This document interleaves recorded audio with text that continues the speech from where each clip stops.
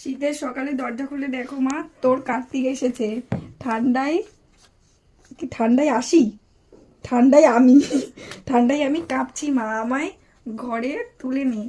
কাকারা আমায় খুবই যত্ন করে এনেছে ঘরে।